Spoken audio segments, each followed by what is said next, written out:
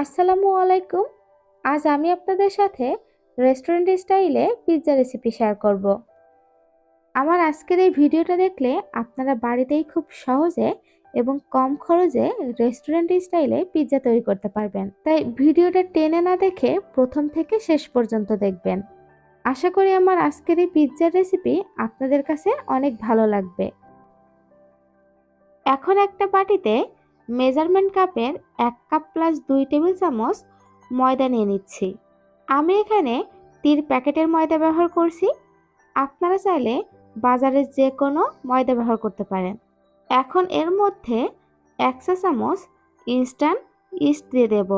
আরও এর মধ্যে 2 চা চামচ চিনি দিতে হবে। এক সাইডে 1/4 চা চামচ লবণ দিয়ে দিচ্ছি। আর এই পর্যায়ে লবণটা এক পাশে দিতে হবে, কারণ ইস্টের সাথে লবণ মিশে গেলে ইস্টের কার্যক্ষমতা নষ্ট হয়ে যাবে।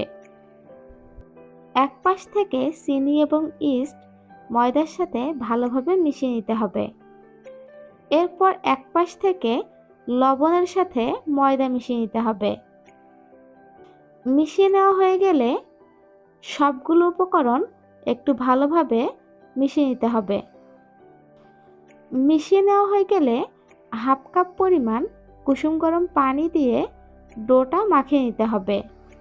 অল্প অল্প করে পানি দিয়ে মাখিয়ে সফট ডো তৈরি করে নিতে হবে।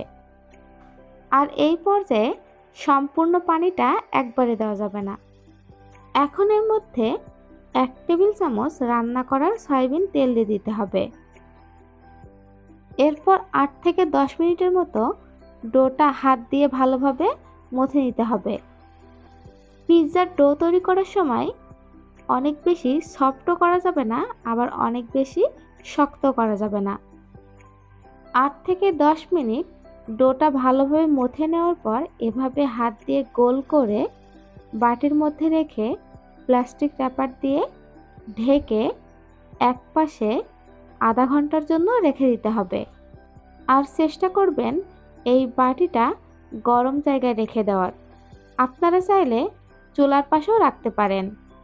আমি এই বাটিটা বন্ধ ওভেনে 30 মিনিট রেখে দিয়েছিলাম। এখন পিৎজার জন্য টপিং রেডি করে নেব। এর জন্য আমি এখানে চিকেন সসেজ নিয়েছি।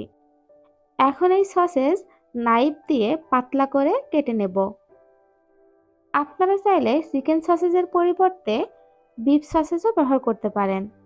10 ইঞ্চি সাইজের পিৎজা প্যান নিয়ে সামান্য পরিমাণে তেল দিয়ে হাত দিয়ে এভাবে চারদিকে লাগিয়ে নিতে হবে।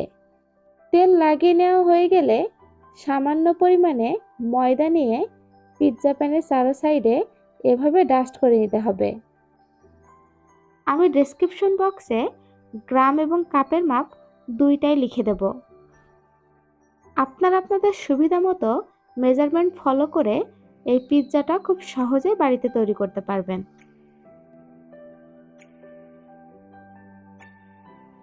30 মিনিট পর ডোটা ফুলে ডাবল হয়ে গিয়েছে।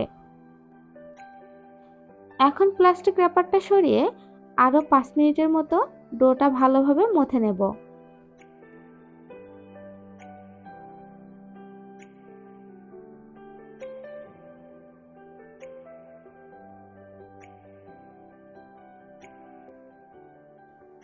এখন পিৎজার ডোটা হাত দিয়ে ভালোভাবে গোল করে পিৎজা প্যানের উপরে নিয়ে নিতে হবে। এরপর এভাবে হাত দিয়ে চেপে চেপে গোল রুটির মতো করে নিতে হবে।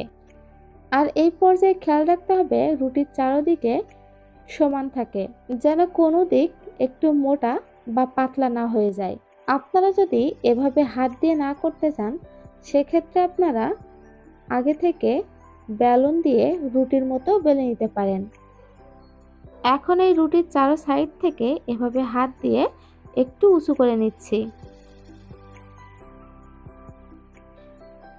একটা কাঁটা চামচ দিয়ে এভাবে ছিদ্র করে নিতে হবে।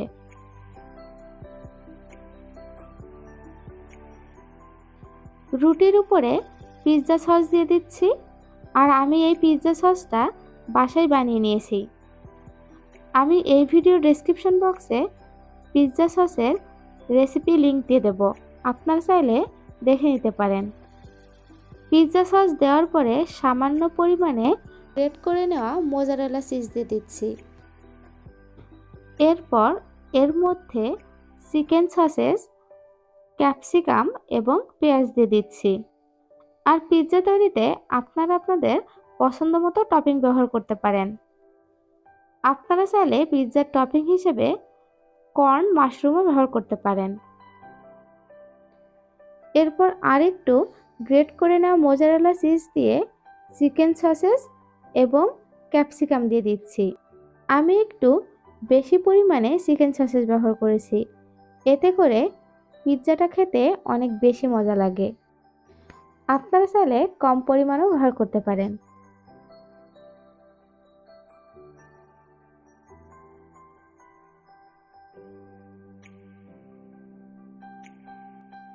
একশো 90 ডিগ্রি প্রিহিটেড ওভেনে আপ ডাউন হিট অন করে মিডল তাক থেকে এক তাক নিচে দিয়ে পিৎজাটা 10 থেকে 15 মিনিট বেক করে নিতে হবে। আর ইলেকট্রিক ওভেনটা অবশ্যই আগে থেকে 10 মিনিট প্রিহিট করে নেবেন। মোজারেলা চিজ মেল্ট হয়ে রুটির সাইডে এরকম ব্রাউন কালার চলে আসলে বুঝতে হবে পিৎজাটা একদম পারফেক্টভাবে বেক হয়ে গিয়েছে। 10 থেকে 15 মিনিট পর ওভেন থেকে পিৎজাটা বের করে আমি আপনাদের সাথে কেটে শেয়ার করছি। ওভেনের ধরন অনুযায়ী তাপমাত্রা এবং সময় কম বেশি হতে পারে। আমার আজকের এই পিৎজা রেসিপি আপনাদের কাছে কেমন লাগলো অবশ্যই আমাকে কমেন্ট করে জানাবেন। আর ভালো লাগলে প্লিজ আমার চ্যানেলটা সাবস্ক্রাইব করবেন এবং ফ্রেন্ডস অ্যান্ড ফ্যামিলির সাথে শেয়ার করবেন। সবাই ভালো সুস্থ থাকুন। আল্লাহ হাফেজ।